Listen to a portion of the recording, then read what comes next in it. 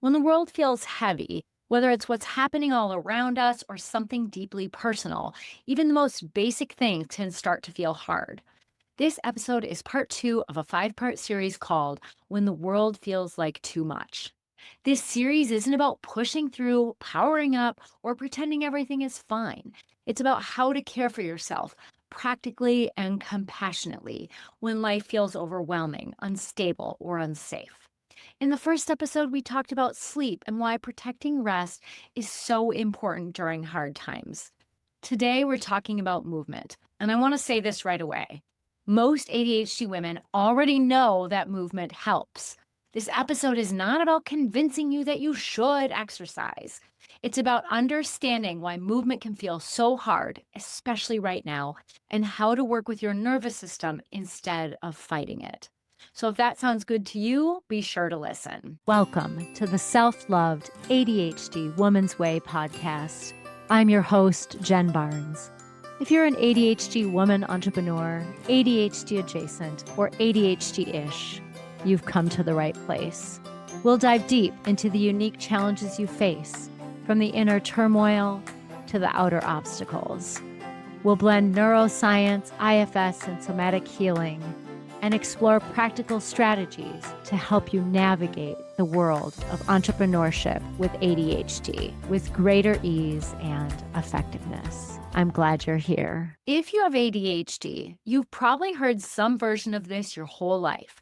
You just need to move more. Exercise will help. Have you tried working out consistently? And while movement does support ADHD brains and nervous system regulation, most ADHD women don't struggle because they don't know that. They struggle because starting feels impossible. Choosing what to do feels overwhelming. Their energy is inconsistent, or movement has been turned into another demand. So if movement feels hard for you, that's not a character flaw, it's a capacity issue, not a motivation issue. And here's something that matters deeply. When stress is high, your nervous system shifts into survival mode. Fight, flight, freeze, or shutdown. And in freeze or shutdown, initiating movement can feel physically hard. Not mentally hard, physically hard. Add ADHD to that, and you're also navigating difficulty with task initiation, time blindness, all or nothing thinking, and overwhelm that shuts systems down further. So when you hear advice like just go for a walk and your body resists, it's not necessarily because you're lazy. It's because your nervous system is doing its job, prioritizing safety. One of the biggest reasons movement shuts down for ADHD women is because it gets framed as exercise. Exercise assumes motivation, energy, time, emotional bandwidth. But during hard times, those resources are often offline. So here's a different way to think about it that changes everything. Movement does not have to be exercise for it to be regulating. Your nervous system doesn't care if it counts. It doesn't care about steps, reps, or minutes. So let's redefine movement, especially for times when everything feels like too much. Movement for regulation can look like rocking, right? You can rock in a chair or maybe swaying side to side. Movement can be stretching or pacing, although not too intensely because you might just be creating anxiety for yourself. It can be shaking out your hands. You've seen me do the calmness mudra before and talk about that, where you lift your hands to goalposts and shake your hands. It could be standing up and sitting down, which by the way is a squat. So you could do a few of those. Walking to a window and looking outside. Gentle yoga. Moving with music. Changing positions that you're sitting in. Sometimes movement is just getting out of one posture and into another, and that matters. So most people get stuck when we shift into talking about like, how do I start this? How do I start bringing in movement, especially when things feel like too much? So let's slow it down. Instead of asking yourself, how do I work out today? Try asking, what's the smallest amount of movement that could shift my state. Some gentle entry points might be 30 to 60 seconds, or an incomplete movement, or maybe doing some movements, but stopping before you're tired. Moving with something like music or pets or nature or another person. A really important shift here is to understand that the goal isn't to move more. The goal is to move enough to change your nervous system state. And sometimes that's 1 minute, sometimes it's five, sometimes it's 30 to 60, sometimes it's just standing up, and that still counts. So, a lot of ADHD women have learned to push through their bodies. And during hard times, forcing high intensity movement can actually increase dysregulation, trigger shutdown, and reinforce avoidance. Movement becomes sustainable when it feels like support, not demand. You don't need to override your body, you need to listen to it. In fact, this week, on Friday of last week, I fell hard on the ice and like really hard. And I did some gentle yoga Saturday. I did a bar class at home online on Sunday, and that felt great. Monday, I woke up and I was like, I heard my body say absolutely not no.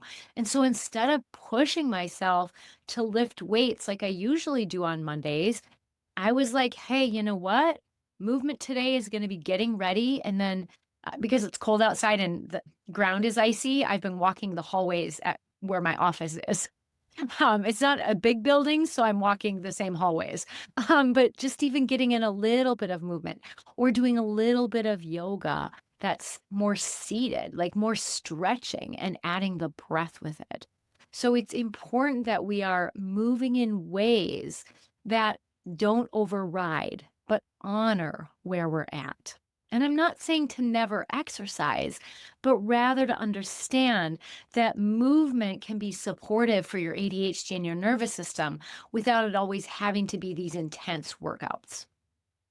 So, one of the most powerful shifts you can make is this: let your movement be information. Ask yourself, do I need grounding right now? Do I need slow or rhythmic?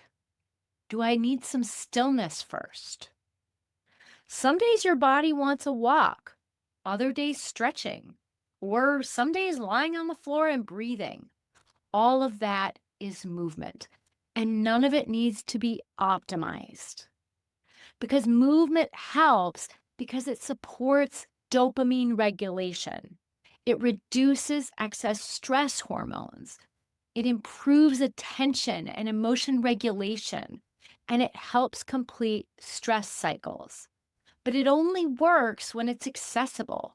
You don't need to be perfect. You need movement to be possible. And so, as you're introducing movement into your life, like, listen, if you're already exercising consistently, I'm not suggesting you stop that, but that you come into relationship with your body and perhaps consider what kind of workout or movement would be best on a given day. Where if you're newer to getting movement into your body, start slow and maybe you stay there. Maybe you're never going to be someone who works out, but bringing movement into your days can be a way to help regulate. So, movement is one way we help regulate the nervous system, but it's not the only way.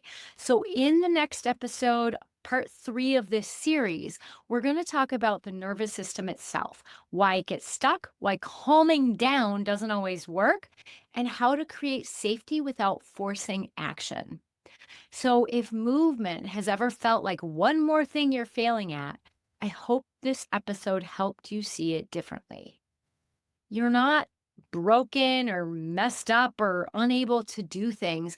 Your system is just responding to what you're living in, to living in this neurotypical society with an ADHD brain, with all kinds of kind of scary things, maybe not kind of anything happening in the world.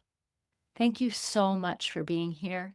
Take good care, and I'll see you in the next episode.